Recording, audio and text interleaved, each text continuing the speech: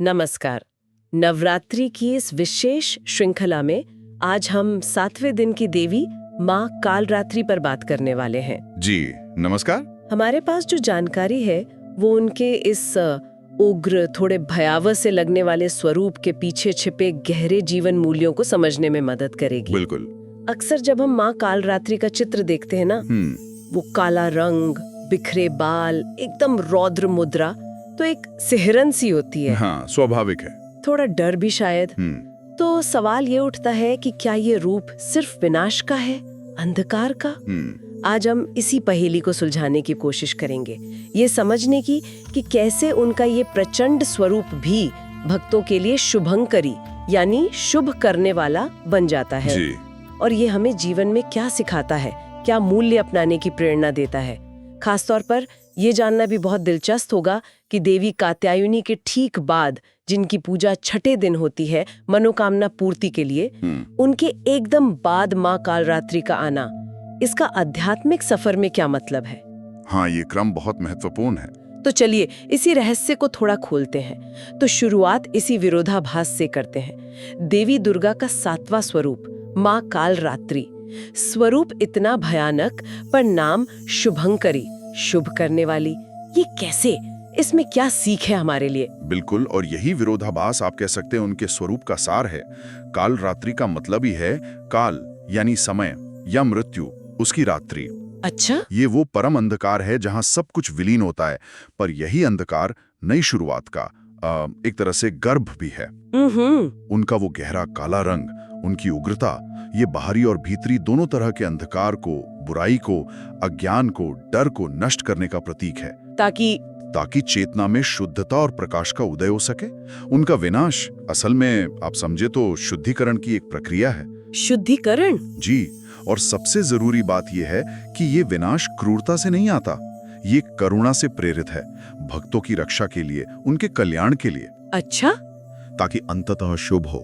सही कहा, बिल्कुल सही। और इस स्वरूप के पीछे की कथाएं भी तो यही दिखाती हैं। जी हाँ। जैसे वो देवताओं और असुरों की युद्ध की कहानी, शुंभ निशुंभ जैसे शक्तिशाली असुर। हाँ, उनका आतंक बहुत बढ़ गया था। तब कहते हैं देवी पार्वती ने अपने अंदर से इसी उग्र रूप कालरात्रि को प्रकट किया। बिल्कुल, आवश्यकता अनुसार। और रक्तबीज वाली कहानी, वो तो मतलब कमाल ही है। हाँ, वो तो बहुत प्रसिद्ध कथा है। वो असुर जिसे वरदान था कि उसके खून की हर बूंद से एक नया राक्षस पैदा होगा। जी। उसे हराना तो सोचिए लगभग नामुमकिन था। जितना मारो वो उतना बढ़ता जाए। हाँ, ये बिल्कुल वैसी स्थिति है जैसे जीवन में कुछ समस्याएं होती हैं जो खत्म ही नहीं होती। सही कह रहे हैं, एक अनंत सी लगने वाली बुराई का प्रतीक। बिल्कुल। और तब माँ कालरात्रि ने जो किया वो भी उतना ही अनूठा था। क्या किया उन्होंने? उन्होंने अपनी विशाल जिह्वा फैलाकर रक्त बीज के रक्त की हर बूंद को धरती पर गिरने से पहले ही पी लिया। अरे वाह! कोई बूंद गिरी ही नहीं तो नया राक्षस कहां से पैदा होता? कमाल है। ये कथा उनके उस पहलू को दिखाती है जो समस्या को सिर्फ ऊपर से नहीं बल्कि जड़ से खत्म करता है। यह हमें सिखाता है कि जीवन की कुछ गहरी समस्याओं का समाधान ऊपर ऊपर से लीपापोती करके नहीं होता, उनके मूल कारण को समझकर उसे पूरी तरह मिटाना होता है। वाह, ये तो बहुत ही शक्तिशाली संदेश है। मतलब प्रॉब्लम की रूट कॉज पर अटैक करना। बिल्कुल। एग्जैक्टली। एक और कथा है चंड मुंड राक्षसों के वध की, जिसके बाद देवी चामुंडा कहलाई। जी हाँ। लेकिन कहते हैं कि इस जीत के बाद भी उनका क्रोध इतना ज्यादा था, इतना प्रचंड था कि वो संहार नृत्य करने लगी। हाँ। और उससे पूरी सृष्टि पर ही संकट आ गया। राइट। यहाँ शक्ति का एक अनियंत्रित पहलू दिखता है ना? बिल्कुल। क्रोध या शक्ति जब नियंत्रण से बाहर हो जाए तो वो विनाशकारी हो सकती है, भले उसका कारण सही हो। तब कहते हैं भगवान शिव षष्ठी को बचाने के लिए उनके रास्ते में लेट गए। अच्छा। देवी ने गुस्से में अनजाने में उन पर पैर रख दिया, और जैसे ही पैर रखा उन्हें तुरंत अपनी भूल का गहरा एहसास हुआ। उन्होंने ग्लानि और लज्जा से अपनी जीभ दांतों तले दबा ली। अच्छा। और उनका क्रोध शांत हो गया। हाँ, ये छवि तो बहुत देखी है देवी काली की। जी, ये छवि जो है ये चेतना की, विवेक की, अनियंत्रित क्रोध और शक्ति पर विजय का प्रतीक है। अच्छा। ये दिखाता है कि कितनी भी प्रचंड शक्ति क्यों ना हो, अंततः उसे संतुलन में, विवेक के अधीन एक उद्देश्य के साथ होना चाहिए। विनाश भी लक्ष्यहीन नहीं, सृजन के लिए होना चाहिए। बहुत गहरी बात है ये, संतुलन। जी। और एक कथा ये भी सुनी है कि देवी पार्वती ने अपनी सुनहरी कोमल त्वचा का त्याग किया, जो बाद में महागौरी बनी, और अपने भीतर से इस काले उग्र कालरात्रि रूप को प्रकट किया। हाँ, ये तो जैसे बाहरी सुंदरता या कोमलता से परे जाकर अपनी असली गहरी शक्ति को जगाने जैसा लगता है। हाँ, ये तथा भी बहुत महत्वपूर्ण है। ये दिखाती है कि अत्यंत शांत सौम्य रूप यानी महागौरी और अत्यंत उग्र प्रचंड रूप यानी कालरात्रि, ये दोनों ही रूप एक ही दिव्य माँ के हैं। एक ही स्रोत से। बिल्कुल। दिव्यता जरूरत के हिसाब से कोई भी रूप ले सकती है। कालरात्रि का बाहरी रूप कठोर लग सकता है, पर हृदय में वे वही माँ हैं, करुणामयी। ये जीवन के लिए भी एक गहरा सबक है। हम सबके भीतर भी तो सौम्यता और कठोरता दोनों होते हैं ना। हाँ, होते तो हैं। बस परिस्थितियों के अनुसार हमें अपनी किस शक्ति को कब और कैसे संतुलित रूप में इस्तेमाल करना है, यही विवेक है। सही है। चलिए अब उनके स्वरूप के प्रतीकों को थोड़ा और समझते हैं। उनका वो गहरा काला रंग, क्या ये सिर्फ रात या अंधकार दिखाता है? देखिए, ये सिर्फ रात वाला अंधकार नहीं है, ये वो आदि अंधकार है, वो शून्य जिससे सारी सृष्टि पैदा होती है और अंत में उसी में विलीन हो जाती है। अच्छा, मतलब शुरुआत और अंत दोनों? हाँ, एक तरह से ये वो गर्भ है जिसमें सब कुछ समाया हुआ है। और ये नकारात्मक नहीं है, ये वो गर्भ है जो सभी बुराइयों, अज्ञान, नकारात्मकता को अपने अंदर सोख लेता है, उन्हें नष्ट कर देता है। सोख लेता है। जी, आप इसे ऐसे समझें कि अंधकार को ही नष्ट करने के लिए उन्होंने अंधकार का रूप लिया है। ये हमें सिखाता है कि जीवन की मुश्किलों या अपने अंदर के अंधेरे से भागने की बजाय कभी-कभी उसे समझना, उसका सामना करना जरूरी होता है। ठीक है। और उनके बिखरे हुए खुले बाल, वो तो बड़े नाटकीय लगते हैं। क्या ये सिर्फ उग्रता है? उग्रता तो है, लेकिन उससे कई ज्यादा है। बिखरे बाल सांसारिक बंधनों से, नियमों से, दिखावे से पूरी तरह मुक्ति का प्रतीक हैं। मुक्ति? हाँ, ये उस अदम्य अनियंत्रित प्राकृतिक ऊर्जा को दिखाते हैं जिसे किसी सीमा में नहीं बांधा जा सकता। जैसे युद्ध में उतरा योद्धा, वो दिखावे की परवाह नहीं करता। ये हमें सिखाता है कि सच्ची स्वतंत्रता और शक्ति बाहरी दिखावे या सामाजिक नियमों के अंधे पालन में नहीं है, बल्कि उनसे परे जाकर अपने सत्य और उद्देश्य के प्रति ईमानदार होने में है, खासकर जब हम किसी जरूरी लक्ष्य के लिए संघर्ष कर रहे हों। सही बात। उनकी 3 आंखें भी तो हैं। इसका क्या मतलब है? 3 आंखें उनकी सर्वज्ञता दिखाती हैं, भूत, वर्तमान, भविष्य, तीनों कालों का ज्ञान। त्रिकालदर्शी? जी, त्रिकालदर्शी दृष्टि। ये आंखें सृष्टि, पालन और संहार की जो ब्रह्मांडीय शक्तियां हैं, उनका भी प्रतिनिधित्व करती हैं। अच्छा। और कहते हैं उनकी आंखों से निकलने वाली ज्वाला हर तरह की बुराई और नकारात्मकता को भस्म कर सकती है। यह हमें प्रेरणा देता है कि हम जीवन में सिर्फ सतही चीजें न देखें, बल्कि गहरी दृष्टि और समझ विकसित करें। बिल्कुल। अब उनके गले में वो मुंडों की माला और हाथों में शस्त्र और मुद्राएं, ये संयोजन तो बड़ा अनोखा है। एक तरफ विनाश के प्रतीक, दूसरी तरफ आशीर्वाद। हाँ, और यही अनोखा संयोजन उनके स्वरूप की खासियत है। वो मुंडमाला जो है वो अहंकार पर विजय का प्रतीक है, असुरों के सिर। साथ ही वो हमें शरीर की नश्वरता, जीवन की क्षण भंगुरता की भी याद दिलाती है, ताकि हम अहंकार से मुक्त हो सकें। ठीक है। उनके एक हाथ में खड्ग यानी तलवार या कटार है, दूसरे में वज्र या लोहे का कांटा। ये क्या करते हैं? ये अज्ञान को, आसक्ति को, राक्षसी प्रवृत्तियों को काटते हैं, नष्ट करते हैं। यानी बुराई का नाश। जी, ये आंतरिक बुराइयों पर जीत पाने के लिए दृढ़ संकल्प और साहस का प्रतीक है। लेकिन उनके बाकी 2 हाथ, हाँ, वो हैं अभय मुद्रा में, यानी निर्भयता का आशीर्वाद, डरो मत, और वरद मुद्रा में, यानी वरदान देने की मुद्रा। अच्छा। विनाश और वरदान एक साथ। बिल्कुल। तो एक तरफ विनाश की अचूक शक्ति है, तो दूसरी तरफ सुरक्षा, करुणा और कृपा का अनंत आश्वासन भी है। ये दिखाता है कि सच्ची शक्ति सिर्फ विनाश में नहीं है। सच्ची शक्ति विनाश और सृजन, कठोरता और करुणा के संतुलन में है। ये अद्भुत संतुलन है। लेकिन एक बात जो मुझे हमेशा हैरान करती है, वो है उनका वाहन गधा। हाँ, ये बहुत लोगों को चकित करता है। इतनी प्रचंड देवी सिंह या बाघ पर होनी चाहिए थी, वो गधे पर क्यों? इसमें क्या राज है? ये वाकई एक अनोखी बात है, और इसका प्रतीकार्थवाद बहुत गहरा है। देखिए, गधे को अक्सर हम किससे जोड़ते हैं? विनम्रता, सादगी, धैर्य और निष्ठापूर्ण सेवा से। हाँ, ये तो है। मेहनती भी। बिल्कुल, तो मां कालरात्रि का गधे पर सवार होना ये दिखाता है कि इतनी अपार शक्ति और प्रचंडता के बावजूद उनमें जरा भी अहंकार नहीं है। अच्छा। वो सबसे साधारण भक्त के लिए भी उतनी ही सुलभ है जितनी किसी राजा महाराजा के लिए। और गधे की सहनशीलता, उसका अथक परिश्रम करने की क्षमता ये भी दिखाता है कि मां अपने भक्तों के कष्टों का, उनके कर्मों का भार उठाती हैं और उन्हें धैर्यपूर्वक मुश्किल समय से पार ले जाने में मदद करती हैं। ये तो बहुत सुंदर अर्थ है। जी, ये हमें सिखाता है कि असली ताकत बाहरी दिखावे, पद या आक्रामकता में नहीं, बल्कि अंदर की विनम्रता, सहनशीलता, धैर्य और सेवा भाव जैसे गुणों में है।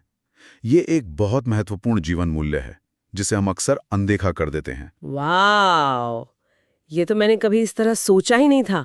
मतलब गधे का वाहन होना अपमान नहीं, बल्कि गहरे गुणों का प्रतीक है। कमाल है। बिल्कुल। अच्छा, अब बात करते हैं नवरात्रि के 7वें दिन महासप्तमी पर उनकी पूजा की। भक्त उपवास रखते हैं, विशेष प्रार्थनाएं करते हैं। हाँ, महासप्तमी की रात खास तौर पर मां कालरात्रि की पूजा के लिए महत्वपूर्ण मानी जाती है, क्योंकि वो रात्रि की देवी हैं। रात्रि की देवी। जी, दुर्गा सप्तशती के पाठ में उनके युद्धों का, उनकी विजयों का वर्णन है।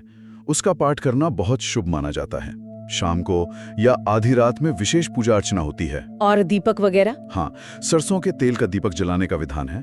माना जाता है कि ये नकारात्मक ऊर्जाओं को दूर रखता है। और भोग, उन्हें क्या पसंद है? भोग में उन्हें गुड़ या गुड़ से बनी चीजें चढ़ाई जाती हैं। गुड़? अच्छा। हाँ, ये प्रतीक है जीवन से कड़वाहट को दूर करके मधुरता लाने का। ये भी अच्छा है। और कुछ भक्त इस दिन गहरे रंग के कपड़े पहनते हैं, खासकर काले या नीले, ये दिखाने के लिए कि मां की शरण में उन्हें अंधकार या भय का डर नहीं है, बल्कि वो उसे स्वीकार करके उसके पार जाने को तैयार हैं। अच्छा, अब उस जरूरी सवाल पर आते हैं जिसका जिक्र हमने शुरू में किया था। जी। देवी कात्यायनी, जिनकी पूजा छठे दिन होती है और जो अक्सर शादी या सांसारिक इच्छाओं की पूर्ति से जुड़ी हैं, उनके ठीक बाद 7वें दिन मां कालरात्रि का आना, इसका आध्यात्मिक मतलब क्या है? ये क्रम हमें क्या सिखाता है? ये क्रम देखिए, नवरात्रि की आध्यात्मिक यात्रा में एक बहुत ही गहरे पड़ाव का प्रतीक है। देवी कात्यायनी की पूजा, जैसा आपने कहा, बाहरी जीवन की व्यवस्था, इच्छाओं की पूर्ति, एक तरह की स्थिरता लाने से जुड़ी हो सकती है। हाँ। लेकिन क्या सिर्फ बाहरी इच्छाओं की पूर्ति से स्थायी शांति या मुक्ति मिल जाती है? शायद नहीं। नहीं। मां कालरात्रि का 7वें दिन आना ये दिखाता है कि बाहरी सफलता या इच्छा पूर्ति के बाद या उसके साथ साथ ही असली चुनौती शुरू होती है। कौन सी चुनौती? अपने अंदर के गहरे अंधकार का सामना करने की चुनौती। अंदर का अंधकार मतलब अज्ञान का अंधकार, अहंकार का, जन्म जन्मांतरों के जो हमारे संस्कार हैं उनका, हमारे गहरे डरों का अंधकार।